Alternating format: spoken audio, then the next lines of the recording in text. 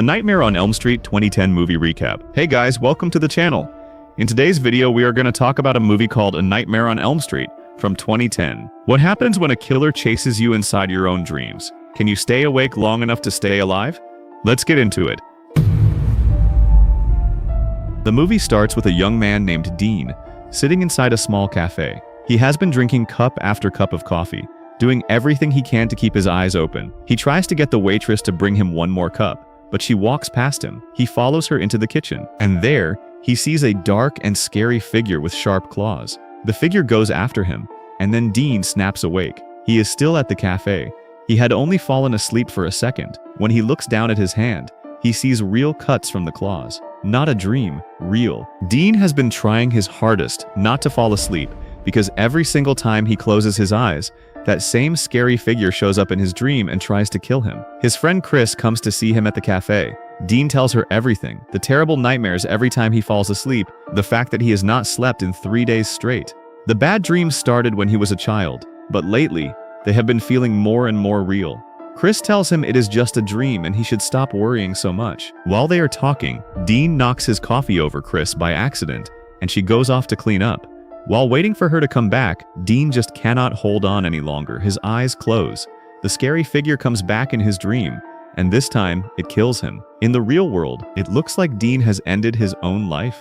After he dies, everyone thinks it was his own choice. At Dean's funeral, Kris is looking at one of his old photos when she sees something that really shakes her. She is standing in the background of the photo. Even though she and Dean only became friends in high school, she had never met him before that. She tells her ex-boyfriend Jessie about it. She also says that Dean's last words before he died were, "You're not real." To Kris, it felt like Dean had no control over what he was doing, like something else was controlling him. Jessie tells her she is just too tired and stressed, and she should stop thinking about it. Then their friend Nancy comes over to them, and she also thinks something is not right about how Dean died. Jessie does not want Kris getting more upset, so he leads her away. That night, Kris cannot sleep. She goes through her old photos and sees that some are missing.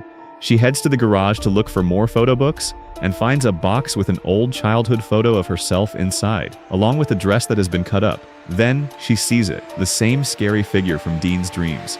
It grabs her and asks if she remembers him. Kris screams and wakes up in her bed with a jump. The next day at school, after staying up the whole night, Kris falls asleep in class. In her dream, the figure with the sharp claws comes for her again. It gets closer and closer, and just as it is about to hurt her, she screams and wakes up. She touches her hair, and it has been cut, for real. She runs out of the room in a panic. That night, Jessie comes to check on her. He is worried about what happened at school and wants to know what is going on. Kris tells him about the bad dreams she has been having since Dean died, and about the dark figure that keeps coming after her. Jessie asks, "Does the figure have a sharp claw?" Kris goes pale. They are both seeing the same thing in their dreams. Jessie tries to calm her down. Since Kris has not slept in 2 days, she asks Jessie to stay with her. The two of them fall asleep side by side. Then, in her dream, the figure comes back. Kris wakes up and goes to wash her face. But when she comes back to the room, the figure is lying right next to her in the bed. Her body starts moving on its own, and Jessie watches in total shock, unable to do a single thing. Kris gets thrown all around the room, and then she is gone, killed in her sleep. Still shaking, Jessie runs straight to Nancy and tells her what he just saw. Since Nancy had also said at the funeral that something felt wrong about Dean's death, Jessie thinks she might be getting the same dreams too. Nancy tells him she has also been having bad dreams, where she keeps hearing a strange song,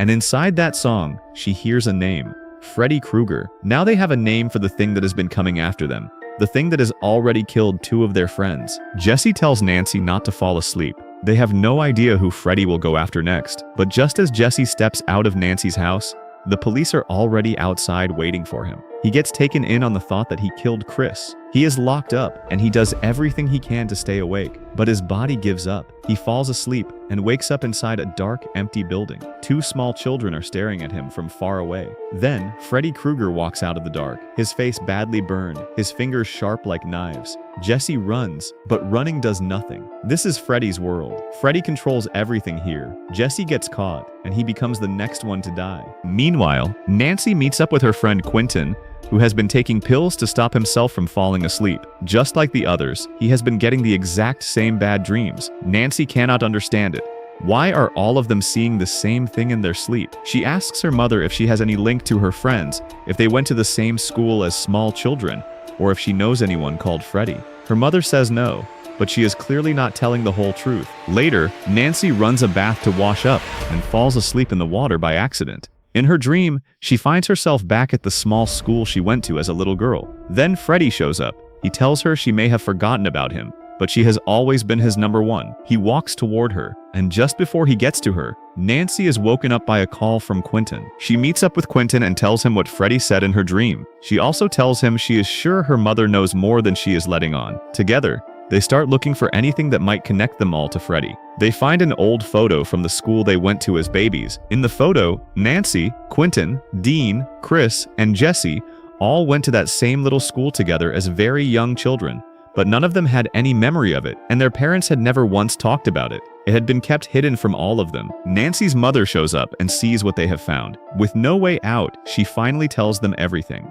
When they were all at that little school, there was a gardener there called Fred Krueger. Everyone liked him. The children loved being around him, and he seemed to have a soft spot for Nancy in particular. He was always fun and seemed to be a good person. But slowly, the children stopped talking as much. Their parents started finding marks and cuts on their bodies. The truth came out. Fred Krueger had been hurting the children at the school behind everyone's back. When he found out the children had told their parents, he left the city and never came back. It was the most painful thing those families had ever been through, so all the parents made a decision together. They would never talk about it again. They would never tell the children what had happened. They wanted to wipe that memory out completely. After hearing the truth, Nancy goes online and looks up all the other children who had been at that school. What she finds is terrible. Every single one of them had died in their sleep. Only 2 people from that old photo are still alive: Nancy and Quentin. Meanwhile, Quentin, who has not slept in many days, falls asleep while swimming.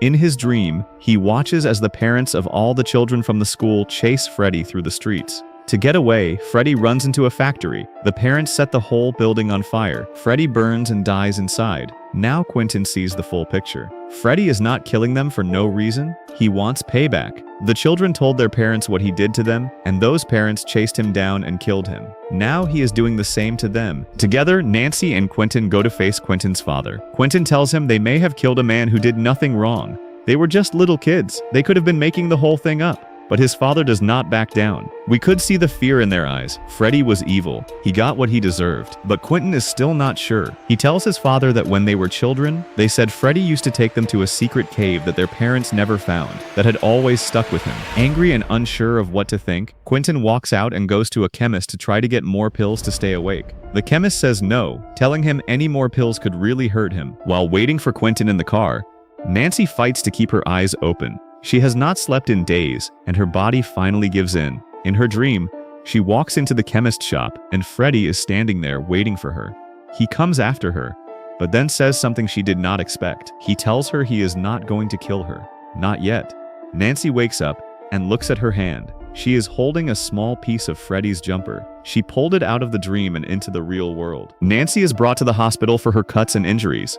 The doctor wants to give her something to make her sleep, but Nancy says no. Quentin quietly takes a wake-up shot from the hospital, something that will keep him from falling asleep. The doctor tells Nancy's mother that her daughter has not slept in days, and if she does not rest soon, it could be really bad for her. When they go to check on her, the room is empty. Nancy and Quentin are already gone. They drive to the little school they all went to as children. Inside, they find the old room that belonged to Freddy, and they find the secret cave he used to take the children to.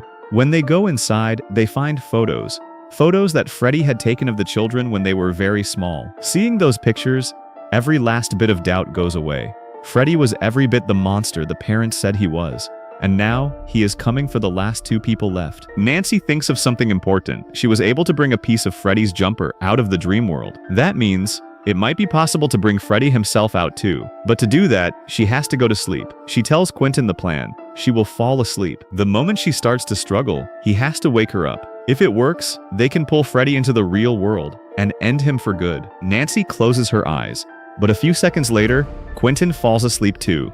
In his dream, Freddy finds him straight away and hurts him badly. Just before Freddy can finish him off, Nancy shows up and draws Freddy's attention to herself. She runs, but Freddy owns this world, and there is no way out. He catches her, ties her to a bed, and puts her in the same small dress she wore at the school as a child. He tells her he kept her for last. His plan is to keep Nancy with him in his dream world forever. While her body stays still in the real world, her mind will be stuck with him forever. Back in the real world, Quentin wakes up. Nancy is still asleep and will not wake up. He grabs the wake-up shot and pushes it into her arm. Nancy's eyes fly open, and along with her, Freddy gets pulled into the real world too. Quentin goes after him, but Freddy is too powerful. He is about to kill Quentin when Nancy comes from behind and cuts off his hand. She looks him in the eyes and finishes him off. Freddy Krueger is dead. Nancy and Quentin set the whole place on fire and walk out. The fire crew and police show up. Quentin gets taken away in an ambulance. They are both worn out, hurt, and free. It is over. Later, Nancy gets home with her mother. The house is still and quiet. They are safe, or so they believe, because Freddy is still alive. He smashes through the mirror, grabs Nancy's mother, and pulls her into his world. Nancy screams, and the screen goes dark. Thanks for watching. Let us know what you think about this movie down below in the comments. If you enjoyed the video, please leave a like, and make sure to subscribe to the channel for more recaps.